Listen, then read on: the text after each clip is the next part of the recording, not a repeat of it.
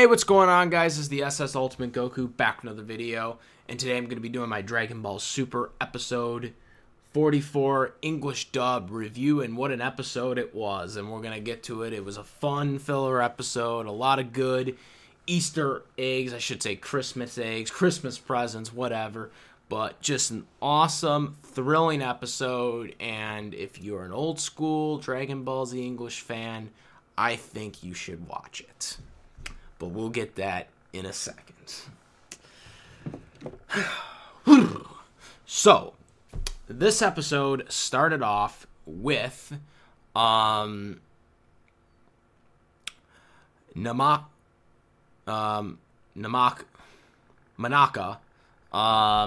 delivering a fruit package, I guess, to Bulma. Bulma was upstairs in Capsule Corp and told him to come in, wouldn't you, or whatever. And this led to him coming in, gave her the package, and was about to leave, but he said, can't you stay for a little bit to do this experiment for me? And, so she gives him this martini cup, I guess. I'm not an alcohol drinker or whatever. I'm straight edge. I don't drink alcohol. I think that's a martini's cup. So holds it, and there's a blue stuff coming out and whatnot. I don't know exactly what she was doing, but yeah, there was that stuff. While this was going on, Trunks and Gotenks, they were just like, playing around. I guess going into the van and basically playing around. Kid Trunks was using a sword, because apparently future Trunks' motivations are tingling in this sense. But honestly, different timeline. So, but I guess timeline tendencies stick in here.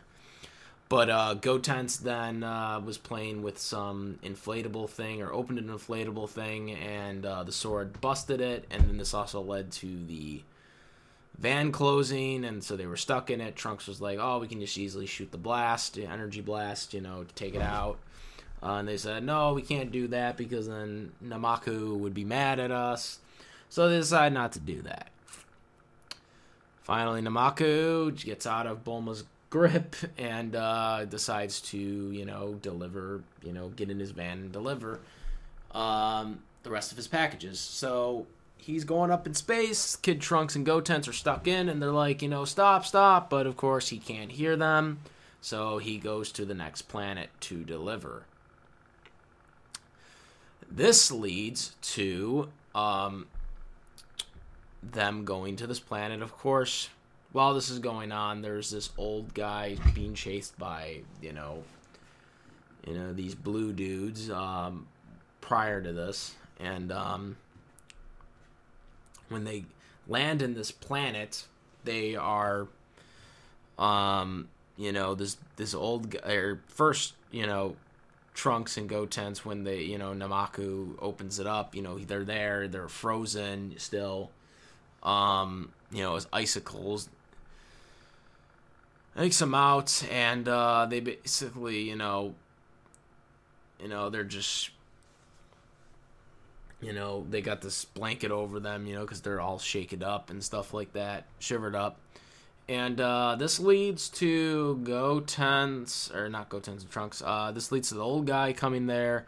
He bumps into them all, he starts greeting Namaku and stuff like that, and, Namaku wants to deliver this magazine to him, or whatever, comic, ninja comic or whatever. These blue people are chasing after him. It looks like he's going to fight them. That doesn't happen. They're scared, so then Kid Trunks and Gotenks comes in, beats the crap out of them. While earlier when, he bumped into Namaku, he lost his key pacifier thing or whatever, baby pacifier thing. So after, Trunks and Gotenks just beats the crap out of those blue dudes, they're flying away. One of them, I guess, secretly took the pacifier thing, and yeah. So that's what happens there.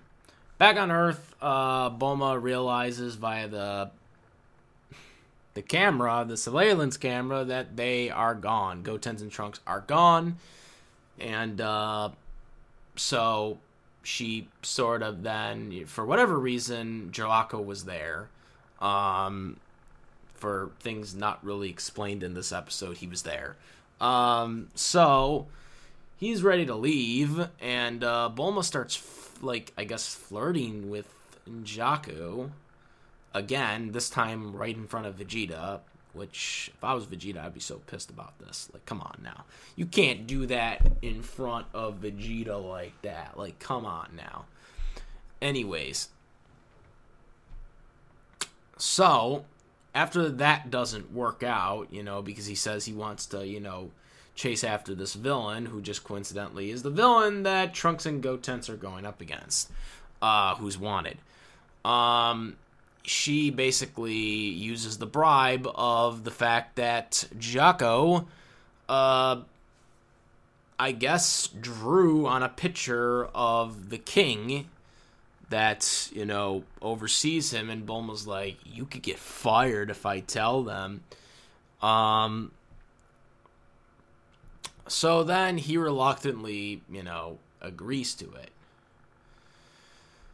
Then after that, what happens is Bulma basically looks at Vegeta and tells him, what are you talking about? Because it's made a comment, he got him at the palm of his hands. And she says, what are you talking about? You're going with them. And so she is all unhappy about this. And Jocko, you can tell, he doesn't like this either. And so they're going to the spaceship. Vegeta's just got his hands, in there. He's just not happy being in the ship or whatever.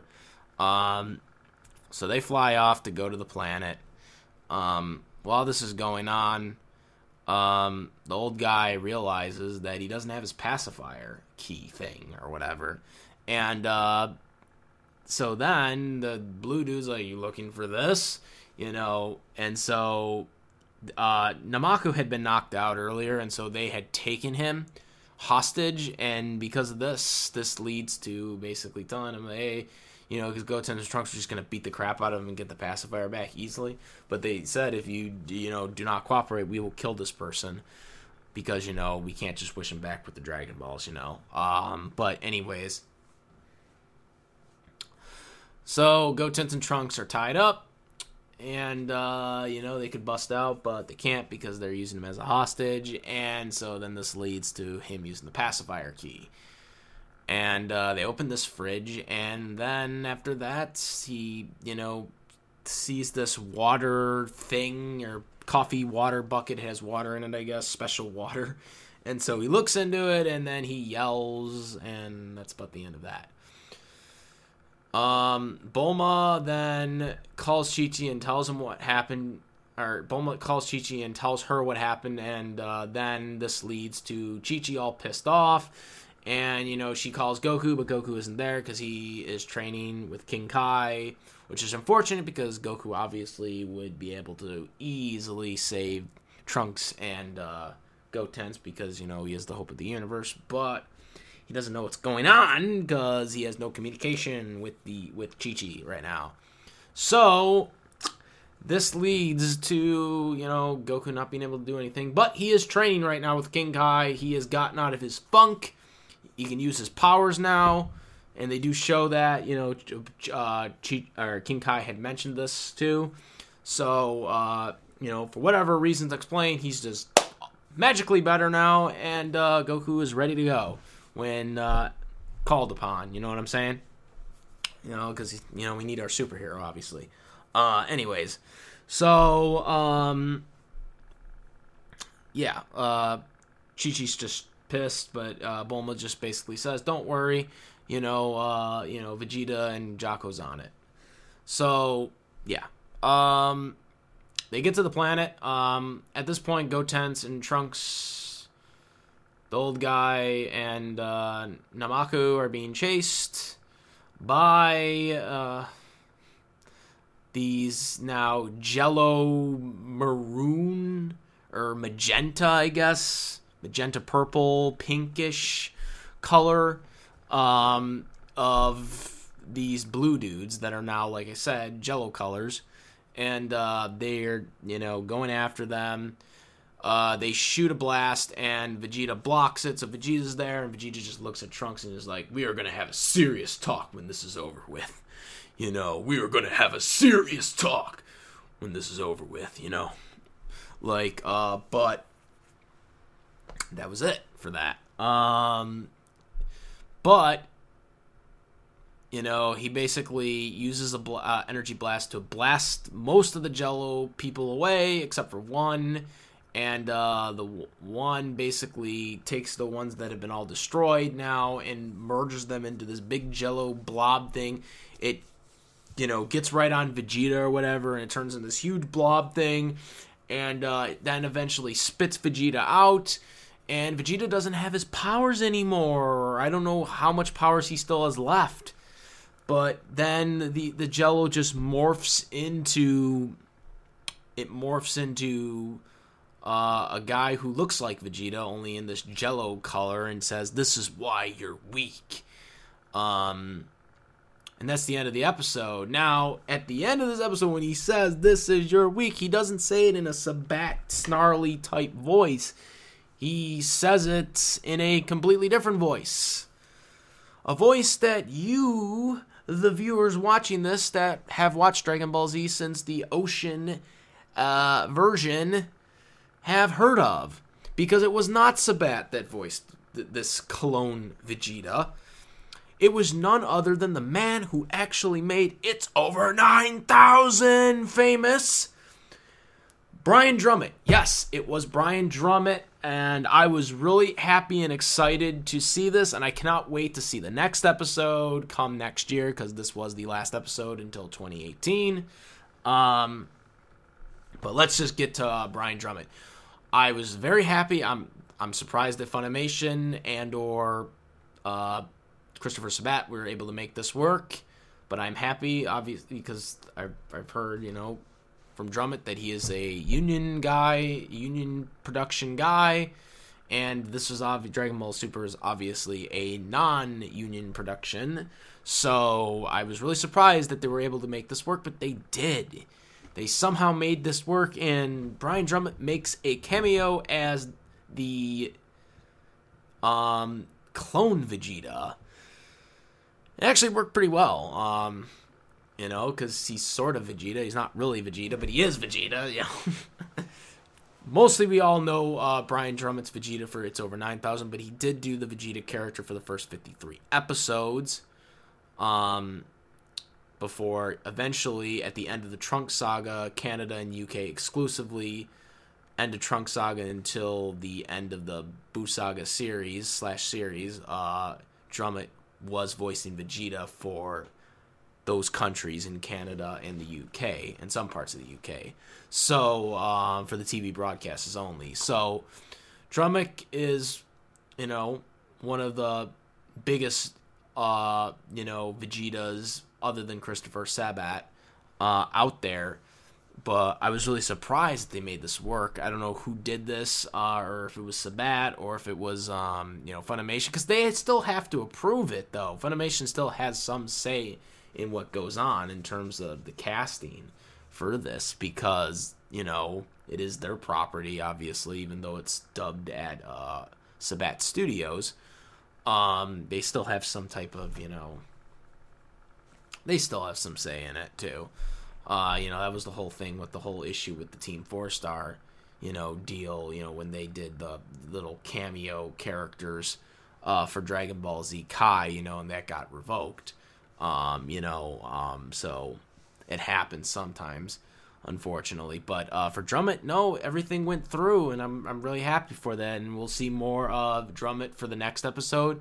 This leads the possibility for other Ocean voice actors from Dragon Ball Z's original cast to come back too, which I think would be really cool too, if we get more of this. And I would also like to know if you guys think this could possibly happen as well.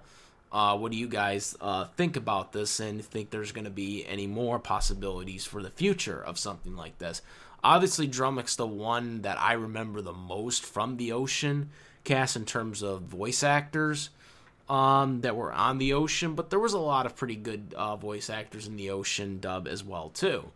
So, and I like that Funimation doesn't hide that fact either, unlike Viz Media. As we all know, Viz Media tries to hide the fact that that the Deke dub Sailor Moon dub existed. They did the reunion thing at the end, but that was really just the parting of the ways. They haven't really acknowledged them ever since. That was all they did. They never, they claim the original dub is unavailable. That's bull. It is. They just don't want to print it. Because look at Funimation. Funimation has reprinted multiple titles. I mean, they reprinted Speed Racer. Okay, Speed Racer's that anime was done in the 60s. You know what I'm saying? Like Speed Racer, multiple different titles they've reprinted. A lot of them from Bandai recently. That one I forget what the one title was called, but they made a new dub for it, and then they did for the Blu-rays, but they also included the old dub in the Blu-ray as well as recently. I don't know what that anime was, but that's what I'm saying. They can, Viz Media. That's the one thing I don't like with Viz Media is if there's an old dub that is in existence, they won't reprint it. Funimation will reprint, with the exception of probably One Piece. That's the only, the One Piece one I think is actually the only one Funimation hasn't reprinted, because everyone remembers it for it being an utter failure, even though the voice actors were pretty good. But for the most part, Funimation reprints everything. Viz Media doesn't, and they don't acknowledge it. That's the thing. They reprinted, the first 53 episodes for DVD. Rock the Dragon edition. So, I like that they do that. I like that they acknowledge, the old voice actors that, did that stuff and, did hard work on that stuff. And that's just proof right here by allowing Brian Drummond to do this clone Vegeta. At first, when I first heard it, I was because when I first heard it, I was trying to think of Sabat, because I just assumed that this guy was probably going to be voiced by Sabat, this clone thing or whatever, once it talked. But, when I heard him talk, I was trying to, say, wait, that doesn't really sound like Sabat. And when I heard it, I was and I played it back, because I taped it. I played it back. Because obviously I don't try to look for credits, and this is why I get critical sometimes, when I jump the gun on some of the new voice actors that are coming in to do the series for Dragon Ball Super, because I just don't, I don't know, I just, I don't look at the credits. Who looks at the credits? Big ups, by the way, big ups to the people that do look at the credits, because, come on now, who looks at the credits? Who looks at credits? Damn, man. Who looks at them? Who looks at credits? So, yeah, anyways. Yeah, it's just, I don't know, I'm happy. I'm happy they did this. It was a good Christmas present. This is the last episode, by the way, of Dragon Ball Super for this year for the English dub. Marathon of Cowboy Bebop next week, and then Dragon Ball Super the week after that. I believe that's the order they have it in for the holiday marathons.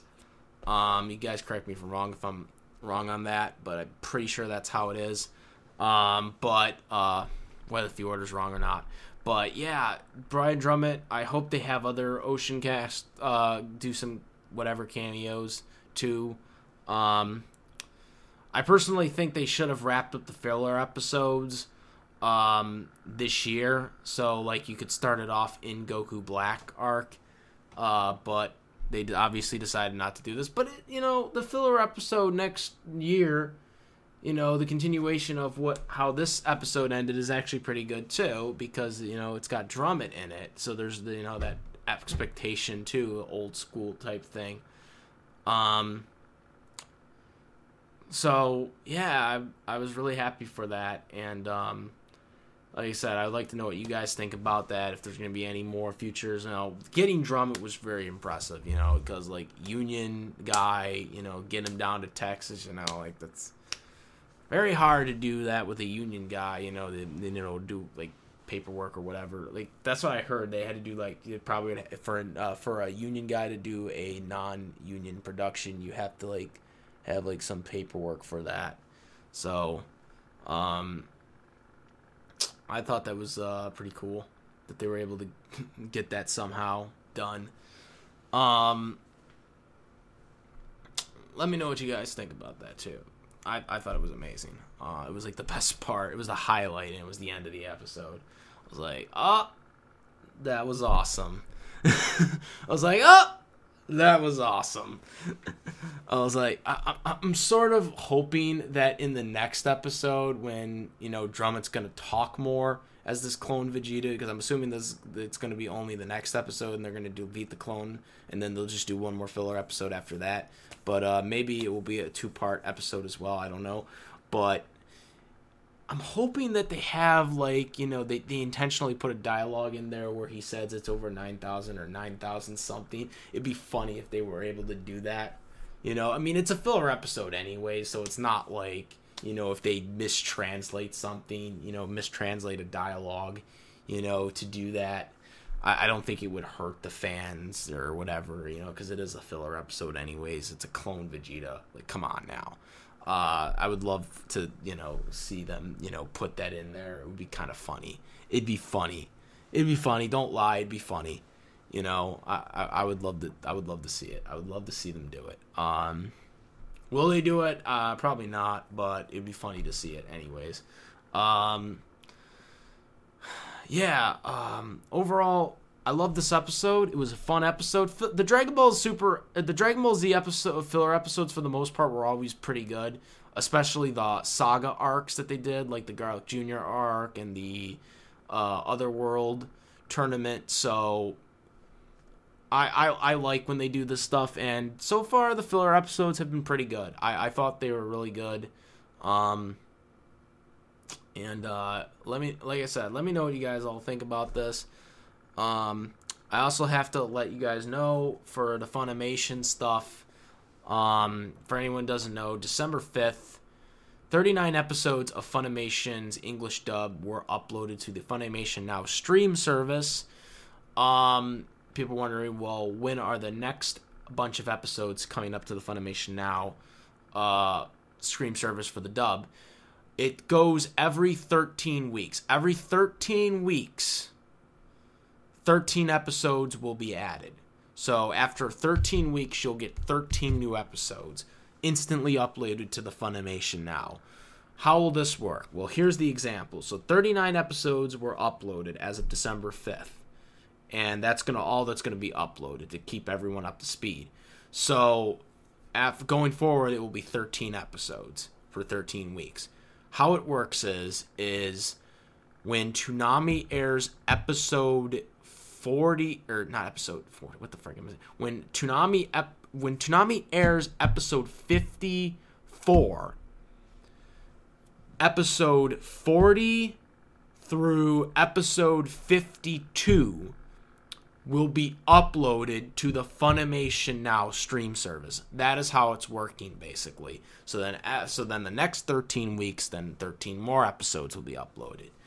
This keeps Toonami's ratings up for Dragon Ball Super and keeps it, making people want to watch it on Toonami first. And then you can watch it on the Toonami or the Funimation stream service later on. This is a very good, very fair, reasonable way of doing it. To keep Super ratings up for Toonami, and then get it eventually on the Funimation Now later.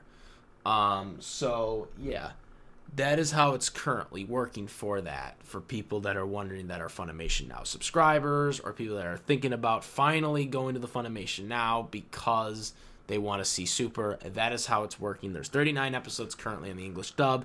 They won't be uploading them week to week. They will be uploading them every 13 weeks.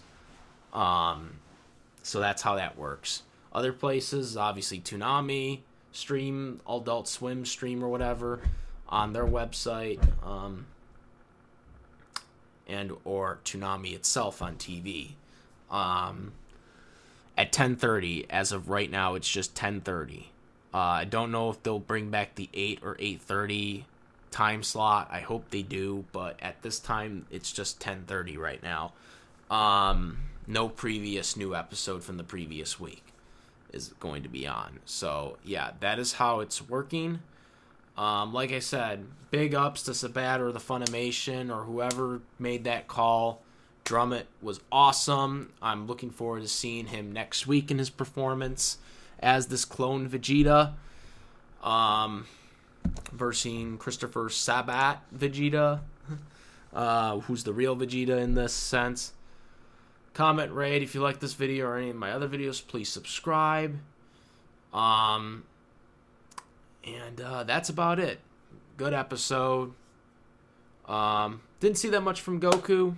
Just a little, about 30 seconds, 40 seconds or whatever. But still a very fun episode nonetheless. And that's about it, guys. I am the SS Ultimate Goku, and I'm out of here. Peace.